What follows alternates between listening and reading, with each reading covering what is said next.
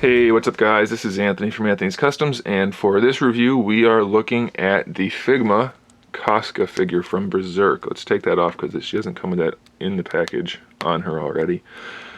She's the female character, the main female character in the show. I do suggest you watch the show if you are not a young person because it's not made for young people. But really good show, and it's a pretty solid figure, not quite as impressive as Guts, just by nature. She's not as big, not as cool looking, but still a really nice figure. She stands about 5 3/4 inches tall, so still pretty large size for a Figma, and loaded with detail. Really nicely detailed figure, nicely hidden articulation, very cool looking. Let's look at the accessories first. She comes with the standard Figma display stage and baggie, so you can keep all of her accessories there. Don't need to show you that, though. She comes with an alternate head and a helmet.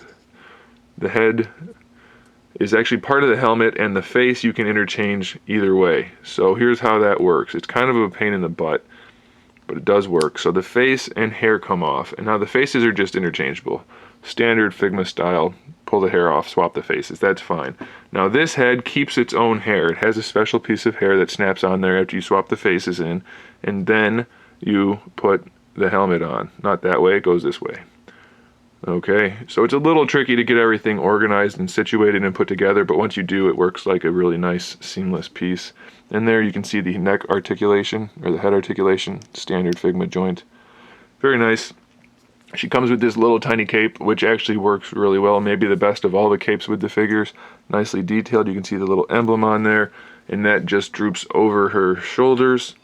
Pop the head off, throw the cape on there, fits very nicely, and then you can also still use the display stage peg because there's a hole in it, so that's good.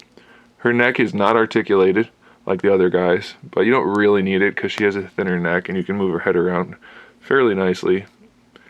Her head does sit a little high, but I think that's not too far off from the anime, and I think it looks much better with the cape on it, so you can just go with that. And then we have her sword, which is nicely detailed. You can see the textured grip, nice sculpt for that part, nice metallic blade, very cool looking. It fits into the sheath that's on her hip. Unfortunately, this is not, you can't really pose it, it only hangs straight down, so with the sword in it, it does get in the way a little bit, and even while posing with the sword out of it, it's going to get in the way a little bit, so that's a little unfortunate. I wish you were able to pose it a little more, kind of like that, but it's okay, because it is on a nice soft plastic, so no big deal. And then lastly, we have our tree of hands. We have the two fist hands, of course, and we have all of these hands. We have the open style pose, loose palm, gripping hands, and then angled gripping hands for the sword. So definitely lots of posability options with those. You already saw the head articulation, shoulders.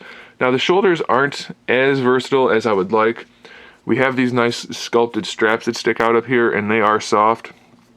And the top of the shoulder armor is soft, but the way it's put together, you just really can't move it around in a way that provides for a nice range of motion. It's not horrible, it's just going to be a little tricky. So it's a ball peg going into the torso with a ball hinge there, and then we have our bicep swivel from that peg going down. We also get a bicep swivel out of this elbow hinge, which is just the standard Figma hinge. And the wrists, as always, peg in so they swivel, and we have the hinge there. Really nice sculpt work throughout though. For the torso, let's see if I can pop it off and show you what we have going on.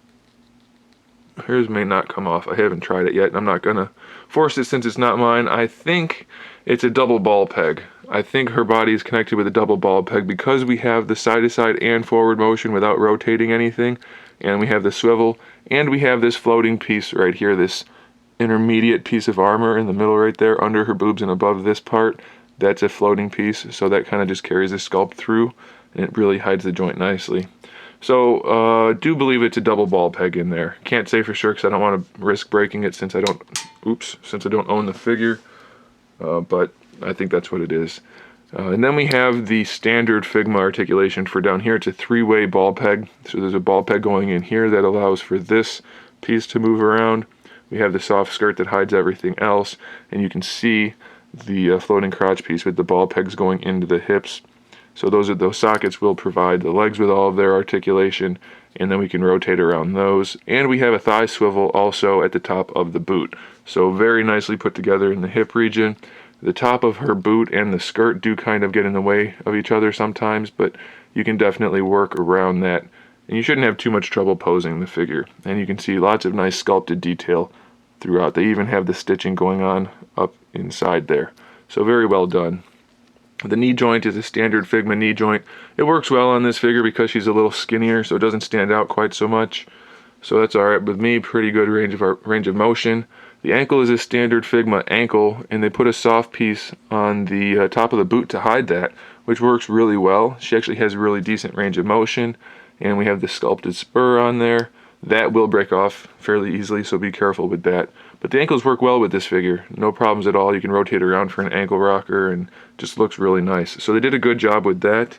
And it's a really solid figure, so if you're going to grab Guts, you might want to grab CASCA to go with him. She's usually fairly inexpensive, so I would do that. And I have no idea where the hair went, so we're going to end the review with her being bald. But stick around for the photos because you can see her in all of her glory in some various poses. You can see her in action at the end here. So thanks for watching, guys. Make sure you subscribe to the channel so you can see my upcoming figure reviews, custom figures, and other good stuff. And in the meantime, keep collecting.